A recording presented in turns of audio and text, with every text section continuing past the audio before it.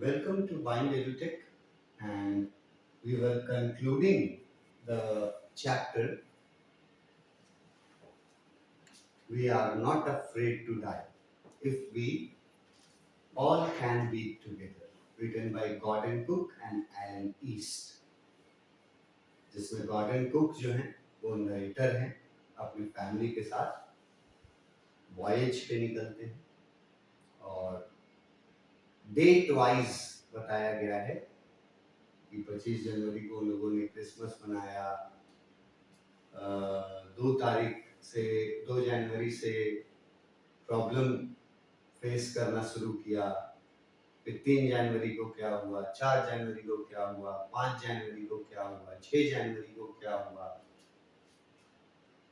तो इस तरह से डे बाय डे उनका जो मुसीबतों से सामना हो रहा था उसके बारे में नरेटर जो है वो बताते हैं। ये लास्ट पैराग्राफ जो है ये हो गया, ये यहीं तक है last paragraph. couple of lines 2 to 4 to 6 and 7 7 lines हैं लास्ट पैराग्राफ में। और लास्ट पैराग्राफ में क्या लिखा हुआ है इस बारे में मैं पहले से ही थोड़ा आपको हिंट दे दूं ताकि आप जब पढ़ें तो आपको समझ में आए कि क्या लास्ट पैराग्राफ में है। ये क्वेश्चन भी बन सकता है, क्वेश्चन भी ये बहुत अच्छा है। लास्ट पैराग्राफ में जो जो चीजें बताई गई हैं उससे क्वेश्चंस बन सकते हैं, बहुत सारे बन सकते हैं। और सिंगल भी क्वेश्चन 5 मार्क्स का, 6 मार्क्स का, 7 मार्क्स का, अकॉर्डिंग टू द बोर्ड सब बोर्ड में अलग अलग मार्किंग सिस्टम है। तो ये क्वेश्चंस बन सकते हैं 2 नंबर से 5, 6, 7 नंबर तक क्वेश्चन इसी लास्ट पैराग्राफ से। तो पैराग्राफ में मैं बता रहा था कि लिखा क्या है नरेटर ने, उसका मैं थोड़ा आपको पहले हिंट दे देना चाहता हूं। जब एम्स्टर्डम आइलैंड के लोग, वहां के रेसिडेंट्स, जो यहाँ इनहैबिटेंट्स वर्ड लिखा हुआ है, इसके बारे में मैंने बोला है कि रेसिडेंट से ज्यादा अच्छा वर्ड है इनहैबिटेंट, क्योंकि रेसिडेंट वर्ड भी ना जैसे कहीं कहीं जैसे सिटीजन वर्ड, तो भाई देश कोई रहेगा तब ना उसका सिटीजन रहेगा। वो देश तो था नहीं, वो तो आइलैंड था, तो सिटीजन वहां मतलब एप्रोप्रिएट नहीं बैठता है। और दूसरा वर्ड हो गया जो मैंने लिखा है रेसिडेंट्स, जिसका मतलब होता है निवासी। तो ये वर्ड भी किसी सोसाइटी से, मतलब किसी भी समाज से बिलोंग करता है, रेसिडेंट्स निवासी। और इनहैबिटेंट्स वर्ड जो है ना, इसका मतलब ही होता है कि जो नॉर्मल लोग नहीं रहते, न तो सिटीजन है कहीं के, ठीक है, न तो वो कहीं के परमानेंट निवासी हैं, वो निवासी भी नहीं है कहीं के, वो ऐसे ही किसी वीरान जगह पर, जैसे ये आइलैंड है, अब आइलैंड सोच लो वीरान जगह पर ही है, अथाह समुद्र में एक छोटा सा आइलैंड। तो वैसे जगह पर रहने वाले लोगों के लिए इनहैबिटेंट्स वर्ड जो यहाँ यूज किया है वो इनहैबिटेंट्स ऑफ द आइलैंड। तो अगर कोई आंसर लिखना रहा और स्टूडेंट्स ने किसी ने यूज किया आंसर में रेसिडेंट वर्ड, किसी ने यूज किया सिटीजन वर्ड, ठीक है, तो उनसे या सबसे बेहतर वर्ड इनहैबिटेंट्स है, वहां के लोगों के, उस टापू पर रहने वाले लोगों के लिए बेस्ट वर्ड है इनहैबिटेंट्स।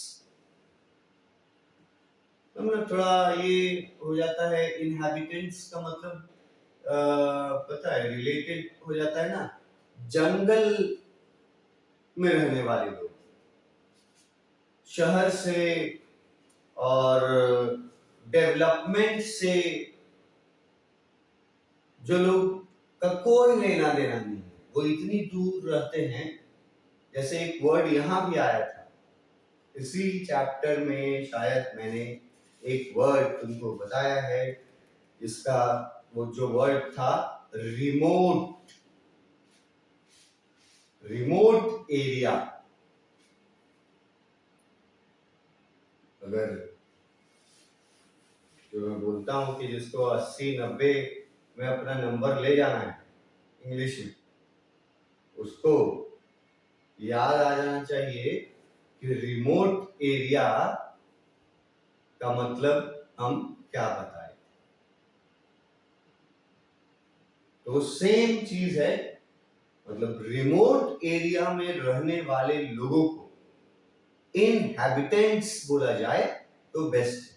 तो अगर जिनके कैपेबिलिटी में है इनहैबिटेंट्स, इनहैबिटेंट वर्ड पहले याद करना, याद रखना और फिर इस्तेमाल करना, ये जिन जिन स्टूडेंट्स के कैपेबिलिटी में है वो लोग को मैं ये सजेशन देता हूं कि इनहैबिटेंट्स वर्ड यूज करना, उसका फायदा होगा। तो ये तो पहुंच चुके हैं अब उस आइलैंड पे। उस आइलैंड पे जब नरेटर ने अपना पैर रखा, मतलब जब लैंड किया, जमीन नसीब हुई, क्योंकि नरेटर को अपने अंदर ऑलमोस्ट ये फील हो गया था कि अब कोई उपाय नहीं है और we are certainly going to die. ये ऑथर के मन में ये बातें चल रही थी कि निश्चित रूप से हम लोग अब सब कोई मर जाएंगे। तो वो नरेटर जब कदम रखता है धरती पर, एम्स्टर्डम के धरती पर, तो वो पूरा फ्लैशबैक में चला जाता है। फ्लैशबैक समझते हो? पीछे, जब से मुसीबत का सामना करना पड़ा, 2 जनवरी, 3 जनवरी, 4 जनवरी, 5 जनवरी, 6 जनवरी, जब से मुसीबत का सामना हुआ था उन लोगों का, तब से लेकर के अभी तक जहाज में मौजूद जो मेंबर्स थे, हर मेंबर जो जहाज में मौजूद था, नरेटर उन सभी मेंबर्स और उनके द्वारा किए गए काम और उनके द्वारा दिया गया सपोर्ट, ये थैंकफुल होने का भी एक तरीका है, ग्रेटफुल होने। जब लिखा है ना, with land under my feet again, again मतलब उतना मुसीबत का सामना करके, और जब फिर से एक बार इन्होंने पैर रखा जमीन पर, my thoughts were full of, तो उनके दिमाग में जो थॉट्स थे वो एकअप करके, मतलब उनका दिमाग थॉट्स से भरा हुआ था। बहुत इंपॉर्टेंट है, कंक्लूसिव पैराग्राफ है, ज्यादातर क्वेश्चंस कंक्लूसिव पैराग्राफ से पूछे जाते हैं कि उसी पैराग्राफ में चैप्टर का जो अंत होता है, उसी पैराग्राफ में चैप्टर में दिया जाने वाला मैसेज, मतलब चैप्टर के थ्रू क्या मैसेज देना चाहते हैं और रिजल्ट क्या होता है कहानी का, ये सब तो हम लोग को एंडिंग में ही पता चलता है। तो यही काम नरेटर कर रहे हैं हमारे, जो जैसे ही पैर रखते हैं तो इनको हर एक मेंबर द्वारा किए गए कंट्रीब्यूशन को ये याद करते हैं और कृतज्ञ होते हैं। मतलब कृतज्ञ वर्ड थोड़ा डिफिकल्ट हिंदी वर्ड, कृतज्ञ हिंदी मीडियम वाले लोग समझ जाएंगे, इंग्लिश थ्रू आउट इंग्लिश जो है उनके लिए हो गया वो कि उन्होंने, मतलब जितने लोग थे तो उनके प्रति अपना ग्रैटिट्यूड दिखाना, एक वर्ड यूज कर सकते हैं, ग्रैटिट्यूड, रिस्पेक्ट।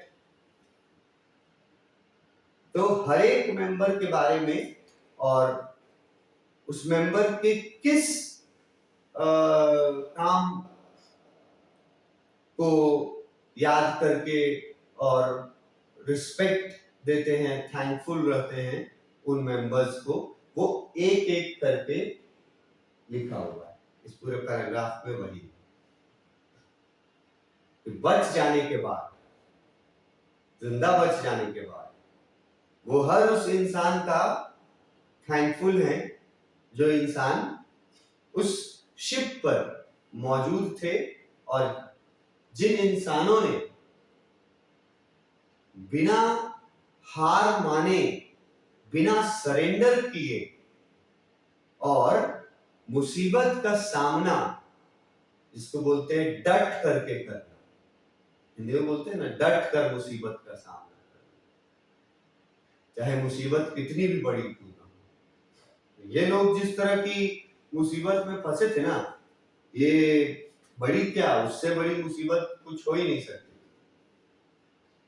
क्योंकि पूरा बोट डैमेज हो गया और सिंक करने वाले थे, मतलब बोट डूबने वाला था। तो ऐसे समय पर किसने क्या साथ दिया, जो नरेटर के थॉट्स में आता है, इससे रिलेटेड बहुत तरह का क्वेश्चन पूछ सकता है घुमा फिरा करके, लेकिन आंसर यही 6-7 लाइन है, एक एक करके किसके प्रति, किस चीज के लिए थैंकफुल था। तो सबसे शुरू उसके दिमाग में कौन आए, लैरी एंड हर्बी। हर्बी लिखा हुआ है, herb word, herb sizzler word जो था। अब लैरी और हर्बी कौन है, लास्ट पैराग्राफ में अगर हमको ये बताना पड़ जाए कि लैरी और हर्बी कौन है सर, तो फिर ये मैं नहीं बता सकता और सिर्फ ये सजेस्ट कर सकता हूं कि पढ़ो चैप्टर का स्टार्टिंग से पढ़ो, है ना। वीडियोस अगर देखना चाहते हो तो लेक्चर नंबर 1 से देखो। लैरी और हर्ब कौन है ये तुमको पता चल जाएगा। अब ये बताना कि लैरी और हर्ब कौन है, ये अब जो है वो बिल्कुल भी किसी भी दृष्टि से सही नहीं। लास्ट पैराग्राफ में और कैरेक्टर्स के बारे में जानेंगे ही नहीं तो फिर पूरा कहानी पढ़ने का कोई मतलब नहीं। तो शुरू से तो सबसे पहले थॉट उनका आया लैरी और हर्ब के प्रति, यहाँ लिखा हुआ है। क्या थॉट आया उनके प्रति, ये भी याद रखना है कि उनके किस बात के लिए उन्होंने उनको याद किया और थैंकफुल थे वो उनके प्रति, किस चीज के लिए, ये देखो इस चीज के लिए। cheerful and optimistic under the direst stress। ये जो थे ना लैरी और हर्बी, इन लोगों की तारीफ में याद करता है नरेटर कि ये लोग सबसे मुश्किल समय में डायरेक्ट स्ट्रेस, ये स्ट्रेस वर्ड देख रहे हो, ये तो मतलब बोलचाल में यूज करते हैं हिंदी जैसा। स्ट्रेस मतलब थोड़ा अच्छा नहीं लग रहा है, थोड़ा मन अशांत है तो स्ट्रेस वर्ड यूज करते हैं, तो उसी के लिए है ये। और डायरेक्ट स्ट्रेस मतलब हो गया बिगेस्ट स्ट्रेस, थोड़ा बहुत छोटा मोटा नहीं, बहुत बड़ा स्ट्रेस, ठीक है, ये हो गया। और ऑप्टिमिस्टिक वर्ड है तो आसान, पता तो होना चाहिए आपको, पर नहीं पता तो मैं ऑप्टिमिस्टिक बता दूं। ऑप्टिमिस्टिक मतलब हो गया an individual who have positive attitude, मतलब किसी चीज के प्रति पॉजिटिव एटीट्यूड रखना, उसको वैसे इंसान को ऑप्टिमिस्टिक बोला जाता है। ये वर्ड बहुत अच्छा है, ये इसके लिए तुमको हम सिनोनिम्स जो है वो तो नोट्स में दे ही देते हैं, पर ऑप्टिमिस्टिक वर्ड अगर यूज करोगे उनके जगह पर तो तुम्हारे फिर मार्क्स में फर्क पड़ेगा। चीयरफुल मतलब तो बहुत आसान है, ये तो आपको जानना चाहिए कि लैरी और हर्ब हमेशा ना खुश थे, मतलब वो कभी घबराए नहीं। They were not scared. They were cheerful and optimistic. अब cheerful और optimistic होना ये ठीक बात है, अच्छी बात है, अच्छा उसको क्या बोलेंगे कि अच्छा स्वभाव है कि आप चीयरफुल है और ऑप्टिमिस्टिक है, मगर इनका चीयरफुल और ऑप्टिमिस्टिक होने का वैल्यू बहुत ज्यादा बढ़ जाता है। क्यों? क्योंकि चीयरफुल और ऑप्टिमिस्टिक वो लोग किस सिचुएशन में रहे थे? अंडर द डायरेक्ट स्ट्रेस,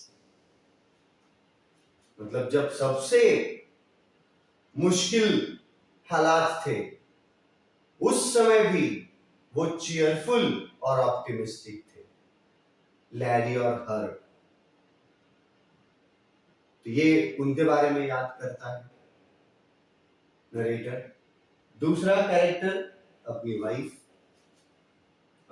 के बारे में याद करता है, ऑफ मैरी, वाइफ के बारे में। तो मैरी के बारे में क्या याद करता है, ये देखो यहाँ तक क्या तक लिखा हुआ है। मैरी के बारे में क्या याद करता है, मैरी कैसे धैर्य दिखाई थी। Mary who stayed at the wheel for all those crucial hours। अब ये व्हील वर्ड का मतलब जहाज में क्या होता है ये भी हम बता चुके हैं। और जो स्टूडेंट ये व्हील वर्ड यहां नहीं समझेगा तो फिर वो स्टूडेंट जो है वो जाके शुरुआत करे तब व्हील मतलब समझ जाएगा। तो अपने वाइफ मैरी को याद करता है वो कि किस तरह से मैरी ने क्रूशियल आवर्स का आप मतलब समझ सकते हैं इसी के ऊपर दिए गए वर्ड से, डायरेक्ट स्ट्रेस। डायरेक्ट स्ट्रेस मतलब बोले बद से बदतर स्थिति, बद से बदतर स्थिति में भी लैरी और हर चीयरफुल थे और ऑप्टिमिस्टिक थे। ये याद कर रहा था नरेटर। और उसके बाद अपनी वाइफ मैरी को याद करता है और उसके बारे में याद करता है कि कैसे क्रूशियल आवर्स में, अब क्रूशियल आवर्स के लिए आप इजी वर्ड रिप्लेसमेंट कर सकते हैं। सबसे इजी डिफिकल्ट टाइम, मुश्किल घड़ी। लेकिन डिफिकल्ट टाइम यूज कीजिएगा और क्रूशियल आवर्स वर्ड यूज कीजिएगा आंसर में तो फिर मार्किंग में फर्क हो जाएगा। क्रूशियल आवर्स, ठीक है। तो मैरी को याद कर रहा था क्योंकि डिफिकल्ट समय में, क्रूशियल आवर्स में मैरी ने क्या किया था, मैरी ने व्हील संभाला था। क्रूशियल आवर्स में व्हील संभाला था। अब व्हील का मतलब फिर से जो नहीं समझेगा उसको दिक्कत हो जाए कि क्या व्हील संभाला था। तो एक आखिरी बार बता देता हूं कि जहाज के स्टीयरिंग को, जिससे चलाते हैं, जहाज के स्टीयरिंग को व्हील बोला जाता है। मैंने पहले भी बताया है, पिक्स भी दिखाए हैं। तो मैरी के बारे में याद करता है कि मैरी ने स्टीयरिंग संभाला किस समय, इन डिफिकल्ट टाइम्स, क्रूशियल आवर्स। तो उसका कंट्रीब्यूशन वो था। उसके बाद फिर किसको याद करेंगे, लैरी और हर्ब को याद कर लिए, मैरी को याद कर लिए, और किस किस वजह से उनको, कौन सा कंट्रीब्यूशन की वजह से याद किए वो भी लिखा। उसके बाद लिखता है मोस्ट ऑफ ऑल। अब देखो क्वेश्चन बन सकता है ना, याद तो सबको कर रहे थे बट अगर पूछ दे मोस्ट ऑफ ऑल, उनको मोस्ट ऑफ ऑल उनको किसकी याद आ रही, किसके कंट्रीब्यूशन, किसके करेज का याद आ रहा, मोस्ट ऑफ ऑल। तो लिखा है कि most of all I thought of a 7-year-old girl. सबसे ज्यादा जो थॉट्स थे, सबसे ज्यादा थॉट्स पूछेगा तो ये लिखना कि सबसे ज्यादा थॉट्स उनके मन में किसके बारे में था, अ 7-year-old गर्ल। अब ये 7 साल की बच्ची कौन है ये हमको समझाना पड़े, बताना पड़े, तो फिर इसका मतलब है कि चैप्टर आप बिल्कुल नहीं पढ़े। इसके आगे हम लोग नेक्स्ट क्लास में इसको खत्म करेंगे। Thank you.